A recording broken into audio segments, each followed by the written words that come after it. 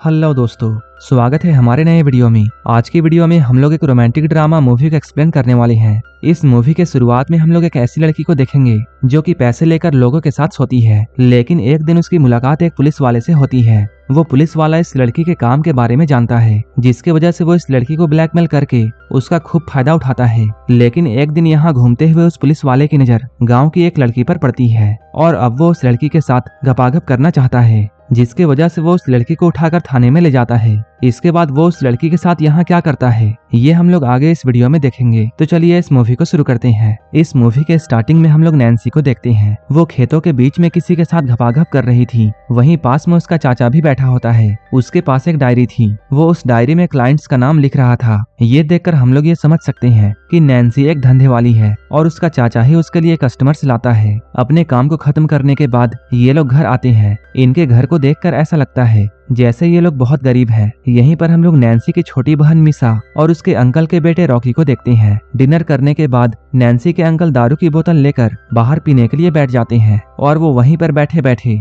सारे दिन का हिसाब किताब करते हैं। तभी यहाँ पर रॉकी आता है। वो नैन्सी और अपने पिता के काम के बारे में सब कुछ अच्छी तरह जानता था। इनके काम में पैसा तो था, लेकिन साथ ही साथ बहुत खतरा था, क्योंकि नैन्सी और उसके चाचा को बहुत से बदमाश लोगों से डील करनी होती थी। रॉकी इस बात को अच्छे से समझता है, इसलिए वो अपने पिता के पास आकर उन्हें उनके बचाव के लिए एक चाकू देता है। अगले दिन जैसे ही सुबह होती है, नैन्सी अपने अंकल के साथ एक दूसरे क्लाइंट से मिलने के लिए जा रही थी, लेकिन वो आदमी नैन्सी के साथ बहुत बुरे तरीके से इंटीमेट होता है। वो नैन्सी के साथ जबरदस्ती किए जा रहा था। वहीं इधर बाहर हम लोग नैन्सी के अंकल को देखते हैं, जो कि आराम से दारू पी रहे थे। वहीं अंदर नैन्सी चिल्ला चिल्ला कर रो रही थी। जब नैन्सी की चीखें बहुत बढ़ जाती हैं, तब अंकल रूम के अंदर जाते हैं। इसके बाद वो यहाँ आकर उस क्लाइंट से रुकने के लिए कहते हैं, लेकिन ये आदमी अंकल की बातों को इग्नोर करता है। वो आदमी रुकने के लिए बिल्कुल तैयार नहीं था। इस बात को लेकर उस आदमी और नैन्सी के अंकल के बीच में झड़प हो जाती है। इस झगड़े में वो आदमी अंकल को धक्का देता है। अंकल जैसे ही नीचे गिरते हैं, रॉकी का दिया हुआ चाकू उन्हीं को लग जाती है। चाकू लगने की वजह से अंकल की मौत यहीं पर हो जाती है। अंकल के मौत के बाद सभी लोग बहुत उदास थे। अब धीरे धीरे इनके सारे पैसे खत्म हो जाते हैं, लेकिन अंकल के फोन पर लगातार क्लाइंट्स के कॉल आ रहे थे। मजबूरन नैन्सी को वो कॉल रिसीव करनी पड़ती है। क्लाइंट्स नैन्सी को मीटिंग के लिए बुलाते हैं। सेफ्टी की वजह से नैन्सी अकेले नहीं जा सकती थी, इसलिए रॉकी उसके साथ जाने का फैसला करता है। इसके बाद हम लोग नैन्सी को जंगल में देखते हैं। कोई उसके गुफा में धमाके कर रहा था। वहीं इधर रॉकी थोड़ी ही दूरी में बैठकर हिसाब किताब लिख रहा था। सारा दिन मेहनत करने के बाद जब ये लोग अपने घर जा रहे थे, तभी नैन्सी को एक क्लाइंट के बारे में याद आता है, जो कि उसे बहुत सारा पैसा देने वाला था। इसके बाद ये दोनों उस आदमी के पास पहुंचते हैं। ये आदमी उस गांव का सरपंच होता है, जो कि गांव का सबसे अमीर आदमी था, लेकिन उसके साथ एक प्रॉब्लम थी। असल में सरपंच का बेटा एक गे होता है। वहीं दूसरी ओर सरपंच ये चाहता है कि उसका बेटा एक मर्द बने, और अपने बेटे को मर्द बनाने के लिए ही उसने नैन्सी को मीटिंग के लिए बुलाया था। यहाँ पर सरपंच नैन्सी से ये कहता है, तुम्हें मेरे बेटे के गे होने वाली बात को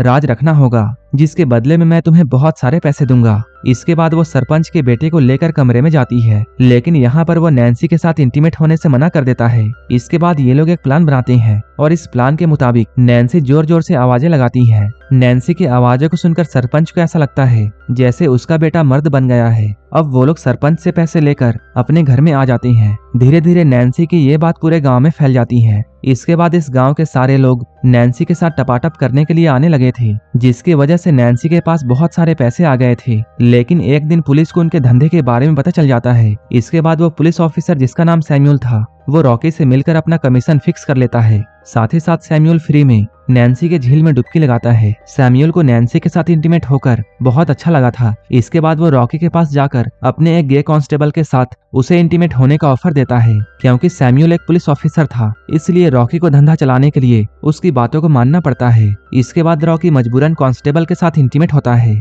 अब ऐसे ही कई महीने बीत चुके हैं और अब रॉकी भी इस धंधे में आ चुका है। वो भी अब गांव की औरतों के साथ मीटिंग करता है। एक दिन जब रॉकी और नैन्सी अपने घर जा रहे थे, तभी उन्हें रास्ते में सैमुअल मिलता है। यहाँ पर सैमुअल अपना कमीशन लेकर आगे बढ़ता है। इसके बाद हम लोग नैन्सी को देखते हैं। उसकी तबीयत काफी खराब होती है। ये देखकर रॉकी दवाई लेने के लिए जाता है। इसी दौरान सैमुअल भी गांव का दौरा कर रहा था। तभी यहाँ वो एक लड़की को देखता है। वो लड़की सैमुअल को काफी पसंद आती है। इसके बाद वो उसका पीछा करने लगता है। उस लड़की का पीछा करते हुए सैमुअल उसके घर तक पहुंच जाता है। वहीं दूसरी ओर हम लोग उस गे कांस्टेबल को देखते हैं। वो अभी दारू के नशे में होता है। तभी रॉकी भी यहाँ पहुंचता है। इसके बाद वो बहाने से उसे एक कोने में लेकर जाता है, क्योंकि कांस्टेबल बहुत नशे में था। इस बात का फायदा उठाकर रॉकी उसके वॉलेट से सारे पैसे निकालता है। साथ ही साथ वो उसकी महंगी घड़ी भी ले लेता है। कांस्टेबल के चुराए हुए पैसों से रॉकी नैन्सी के लिए दवाइयां ले आता है। इन दवाइयों को लेने के बाद नैन्सी के तबीयत में सुधार आने लगता है। यहाँ पर हम लोग ये जानते हैं रॉकी ने कांस्टेबल के घड़ी को अब तक नहीं बेचा है, जबकि उसने उस घड़ी को अपने हाथों में पहन लिया है। इसलिए रॉकी सैमुअल के नजरों में आ जाता है। रॉकी के हाथ में उस घड़ी को देखने के बाद सैमुअल उसे जेल में डाल देता है। लॉकअप में रॉकी उसी लड़की को देखता है जिस लड़की का पीछा सैमुअल कर रहा था। असल में उस लड़की को सैमुअल ने किडनैप कर लिया था, लेकिन सैमुअल ने उस लड़की को अब तक हाथ नहीं लगाया था, क्योंकि सैमुअल उसके साथ जबरदस्ती करना नहीं चाहता है, बल्कि वो उसके साथ उसकी मर्जी से इंटीमेट होना चाहता है। वहीं दूसरी ओर हम लोग रॉकी के घर में देखते हैं उसके घर के सारे पैसे खत्म हो चुके हैं और गांव के दुकानदारों ने भी नैन्सी को उधार देने से मना कर दिया है। इसके बाद हम लोग नैन्सी को देखते हैं, जो कि कमजोरी की वजह से घर में ही गिर जाती है। उसकी छोटी बहन बहुत कोशिश करके उसे होश में लाती है। इधर हम लोग रॉकी को जेल में देखते हैं। यहाँ पर रॉकी जब उस लड़की से बात करता है, तब वो लड़की अपना नाम अमाया बताती है। अमाया यहाँ रॉकी से हेल्प मांगती है, लेकिन यहाँ रॉकी तो खुद ही जेल में बंद था, तो वो अमाया की हेल्प कैसे करे। ये दोनों अभी बातें कर ही रहे थे, तभी सैमुअल यहाँ आ जाता है। इसके बाद वो अमाया के सामने अपना डर दिखाने के लिए रॉकी को यहाँ बहुत मारता है। इसके बाद वो रॉकी को धमकाते हुए ये कहता है, अगर तुमने अपना मुंह खोला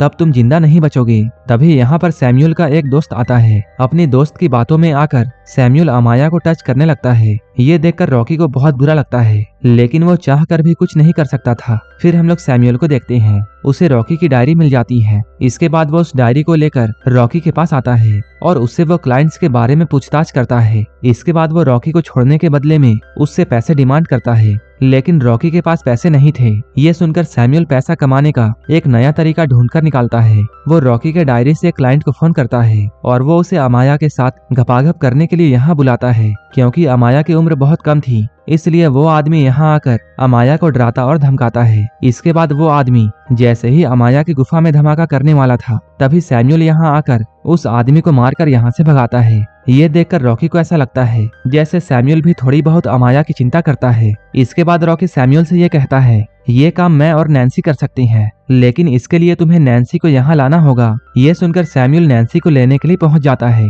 लेकिन नैन्सी को यहाँ लाने के बाद सैमुअल उसे भी जेल में बंद कर देता है। नैन्सी को अभी कुछ भी समझ में नहीं आ रहा था कि यहाँ क्या चल रहा है। तब रॉकी नैन्सी को समझाते हुए ये कहता है, तुम्हें अमाया को सैमुअल के साथ इंटीमेट होने के लिए मनाना होगा, ऐसा करने पे वो हमें आजाद कर देगा। ये सुनने के बाद नैन्सी अमाया को अच्छे से तैयार करती है। इसके बाद सैमुअल अमाया को अपने बिस्तर में लेकर जाता है और उसके साथ जबरदस्ती करने लगता है। सैमुअल धीरे धीरे करते हुए पूरा जानवर बन जाता है, जिसकी वजह से अमाया चीखने और चिल्लाने लगती है। अमाया के रोने की आवाज को सुनकर नैन्सी बहुत परेशान हो जाती है। अमाया के साथ जबरदस्ती करने के बाद सैमुअल उसे फिर से जेल में डाल देता है। जैसे ही रात होती है, सैमुअल यहाँ फिर से अमाया के पास पहुंच जाता है ताकि वो फिर से अमाया के मजे ले सके, लेकिन नैन्सी यहाँ सैमुअल को ये समझाती है। वो सैमुअल से कहती है, अमाया पहली बार इंटीमेट हुई है, जिसकी वजह से वो बहुत दर्द में है, इसलिए तुम आज अमाया को छोड़ दो। अगर तुम चाहो तो मैं तुम्हारे लिए वही काम कर सकती हूँ। ये सुनकर सैमुअल अमाया के सामने ही नैन्सी के साथ इंटीमेट होने लगता है। सैमुअल जब नैन्सी के गुफा में धमाके करते हुए क्लाइमेक्स तक पहुंच जाता है, तब नैन्सी एक चाकू लेकर सैमुअल का गला काट देती है। इसके बाद वो चाबियां लेकर रॉकी को आजाद करती है। तभी अमाया को भी बहुत गुस्सा आता है और वो एक रॉड उठाकर सैमुअल के अंदर घुसा देती है। सैमुअल को मारकर अमाया बहुत खुश थी। सैमुअल की मौत यहीं पर हो जाती है। अब ये तीनों भागकर अपने घर जाते हैं और जल्दी जल्दी अपना सारा सामान लेकर यहाँ से निकल जाते हैं। इतने में ही वो कांस्टेबल भी अपनी कार लेकर यहाँ पहुँचता है, क्योंकि वो भी अपने काम को छोड़कर अपनी लाइफ को एंजॉय करना चाहता है। यहाँ एक साथ रहते हुए ये चारों लोग बहुत खुश थे। रॉकी अब अमाया के साथ रिलेशनशिप में आ जाता है और यहीं पर ये मूवी खत्म हो जाती है। ऐसे ही मूवीज के लिए आप हमें टेलीग्राम और इंस्टाग्राम पर फॉलो कर सकते हैं, जिसका लिंक डिस्क्रिप्शन में दिया हुआ है। अगर आपको ये मूवी अच्छी लगी हो तब एक लाइक जरूर कर देना और ऐसे ही वीडियोस के लिए मेरे चैनल को जरूर सब्सक्राइब कर लेना। तो मिलते हैं हमारे नेक्स्ट वीडियो में।